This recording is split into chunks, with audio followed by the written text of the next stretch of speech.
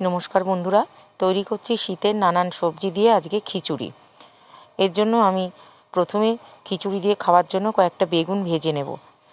নুন হলুদ মাখিয়ে আমি বেগুনগুলোকে রেখে দিয়েছিলাম, সেই বেগুন কটা ভেজে নেব। আর ওই বেগুন ভাজার তেলে মুগ ডালের খিচুড়ি করলে টেস্টটা খুব ভালো হয়, একবার করে দেখবেন। বেগুনগুলো ভাজা হয়ে গেছে। এবার আমি কি সবজি ব্যবহার করছি দেখুন। শিম, ফুলকপি, ব্রোকলি, বিনস, গাজর, আলু, কড়াইশুঁটি, টমেটো আর কাঁচা লঙ্কা। বেগুন ভাজার তেলে প্রথমে আমি ফুলকপি আর ব্রোকলিটাকে একটু সটে করে নেব, অল্প করে সটে করে নেব। ইচ্ছে করলে আপনারা নাও ভাজতে পারেন, তবে ভাজলে একটু ফুলকপির টেস্টটা ভালো আসে। অল্প করে এটাকে একটু ভেজে নেব, খুব যে ভালো করে লাল লাল করে ভাজতে হবে তা না। অল্প করে ভেজে এটাকে তুলে রেখে দেব। প্রথমেই ব্যবহার করব না, তাহলে ফুলকপি আর কিছুই থাকবে না, পুরোটাই গলে যাবে। এবার ওই তেলেতেই ফোড়ন দিয়ে দেবো, তেজপাতা, শুকনো লঙ্কা আর গোটা জিরে। ফোড়নটাকে একটুখানি জাস্ট সটে করে নেব। নিয়ে আমি প্রথমে ব্যবহার করব আলুটা, কারণ আলুটা প্রথম থেকেই দিয়ে দিতে হবে, আলুটা নালে সিদ্ধ হবে না। এটা সটে করা হয়ে গেছে, এবার আলুটা দিয়ে দেবো। দিয়ে আলুটাকে জাস্ট একটু সটে করে নেব।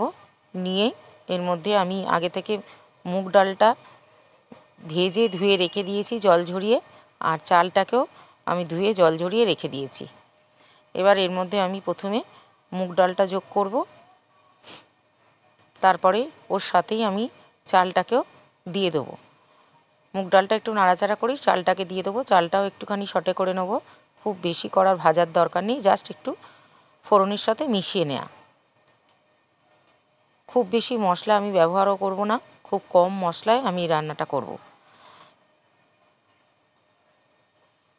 এবার এটাকে মেশানো হয়ে গেছে। এর মধ্যে আমি একটু আদা বাটা দেব, আর দেব হলুদ।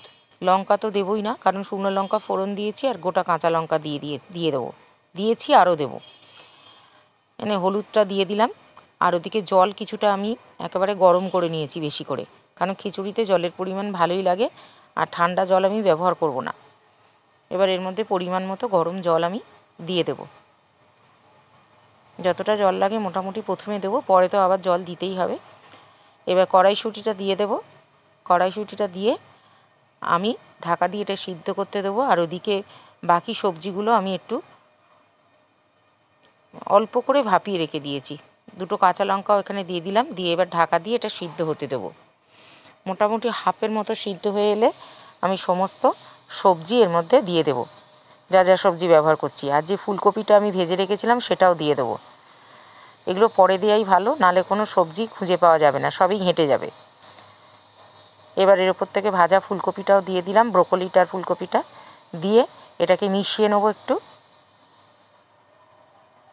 মিশিয়ে নিয়ে এটাকে আবার ঢাকা দিয়ে 2-5 মিনিট মতো এটাকে যতক্ষণ ওই সব কিছু সিদ্ধ হয় একটু দেখে নিয়ে এটা সিদ্ধ করে নিতে হবে।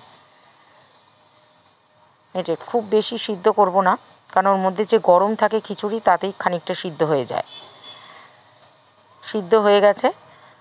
এবার আমি এর মধ্যে লবণ আর চিনিটা দিয়ে দেবো। ওটা আগে দিয়ে দিলে মুগ ডালটা সিদ্ধ হতে চায় না। লবণ আর চিনিটা এর মধ্যে দিয়ে দিলাম। আর ঘি দিলে ভালো হতো, কিন্তু ঘি আমি দেব না, শুধু গরম মশলাটাই ব্যবহার করব, কারণ ঘি আমাদের বাড়ির সবার খায় না। ঘি এবার গরম মশলাটা দিয়ে দিলাম। দিয়ে এবার ভালো করে লবণ, মিষ্টি, গরম মশলাটাকে মিশিয়ে দেবো।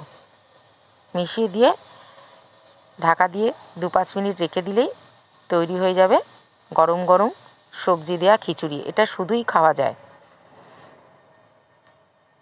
আমার তৈরি হয়ে গেছে খিচুড়িটা। যদি ভালো লাগে পাশে থাকবেন, একটু লাইক কমেন্ট করবেন। নমস্কার, আজ এই পর্যন্ত।